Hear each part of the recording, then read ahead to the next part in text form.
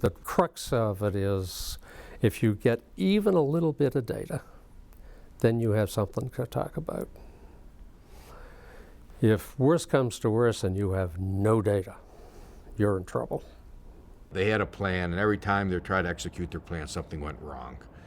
You know, they were going to do lab experiments, but they could never get the lab thing going because they never got the equipment right, and all of this. And they were going to take all this data in the plant. They hardly took any. And I remember, you know, the project was just going down the tube. So I remember going over there, and we had a meeting, and we sat for several hours, and we just discussed everything and worked through everything. And all of a sudden, the lights came on, and they actually finished the project and got a very good result.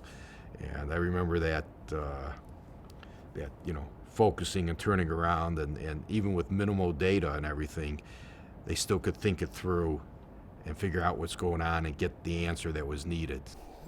When you're forced to wring as much information out of that data as you can because you only have a little bit of it, it's surprising how much you can get. But at least in those kinds of projects that we had at those two stations, you really needed data. And if the equipment was a failure, so you never managed to get data, then you're in real trouble. There was a project in Waterford where they had a wastewater.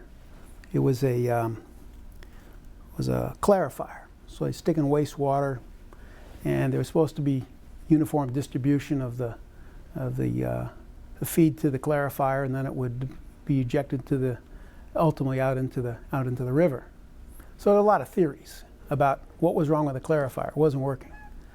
And so there were different groups that would come in, and we'd sit through the project presentations, and the engineers and the managers would be arguing back and forth for an hour or more, all with different theories. And the student group had a great idea. They do a tracer study with a green dye. So they stuck a green dye in the clarifier, took a video of it. So they showed the video at the final presentation, and it showed the green dye sort of pooled up in the middle. It was massive channeling. There wasn't any distribution in the clarifier. It was coming in and going straight out into the exit. And it just, the whole room all of a sudden just got quiet, because all of the theories, all of the ideas, and all of the things that people thought were going on were totally untrue. And one picture showed the whole thing. It was fantastic.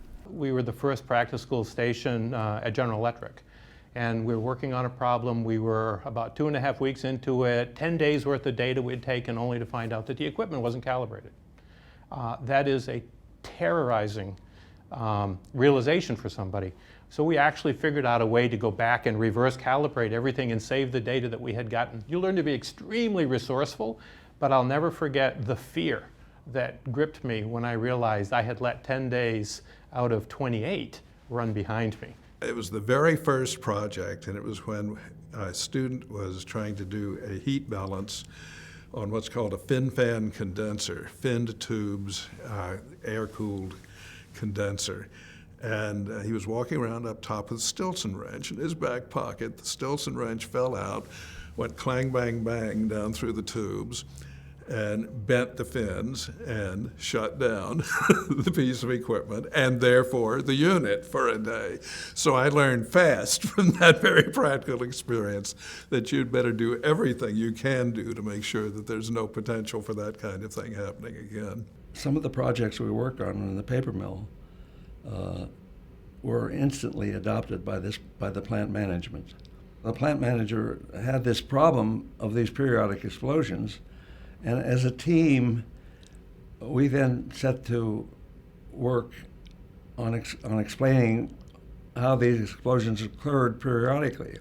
Sunlight was getting into these vacuum towers and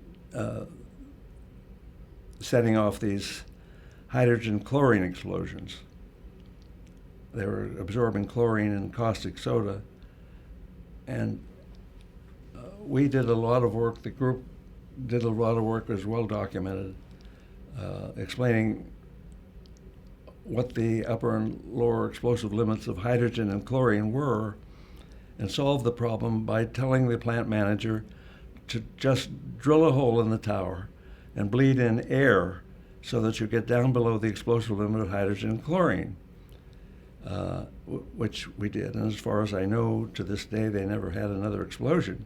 The plant management were very happy that we had solved the problem. A report was written, it got back to MIT, and they said these guys are all wrong. They're going to have a hydrogen-oxygen explosion. We came down and explained that we were beyond the explosive limits of hydrogen and oxygen, beyond the explosive limits of hydrogen and chlorine.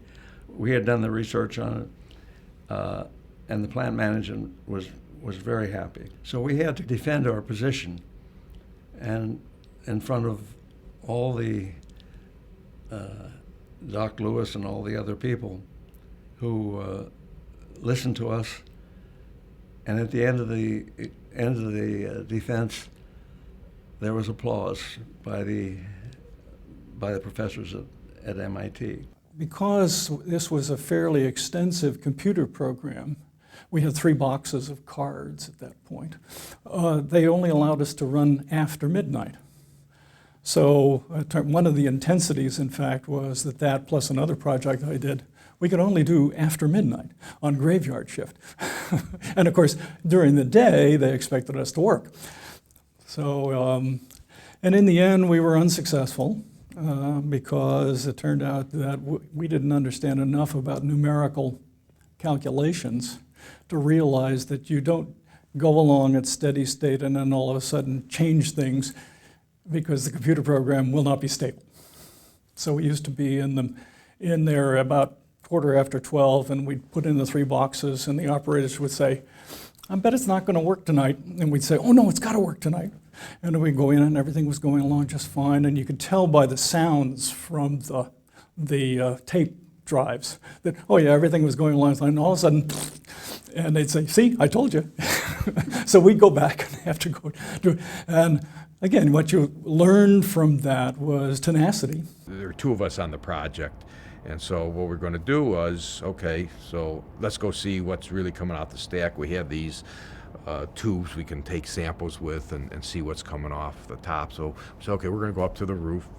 You go through, it's a batch reactor, you go through the process, and we'll be up there for the whatever hours it takes for this to do, and we'll measure the what's coming out the stack. So we get up there, and right away, all of a sudden, we see this steam coming up the stack, and that's because they're put on the steam injector, create a little negative pressure in the reactor while they're putting in feeding in the chemicals. And I think one of the chemical they were feeding in was hydrochloric acid. And so we're up on the roof, and all of a sudden, the steam starts condensing, and raindrops start falling on us. Okay. I look at it was winter, it was November or December, and I had a jacket on, and I look at my jacket, and there are holes in my jacket. And then we realized it's raining hydrochloric acid on us.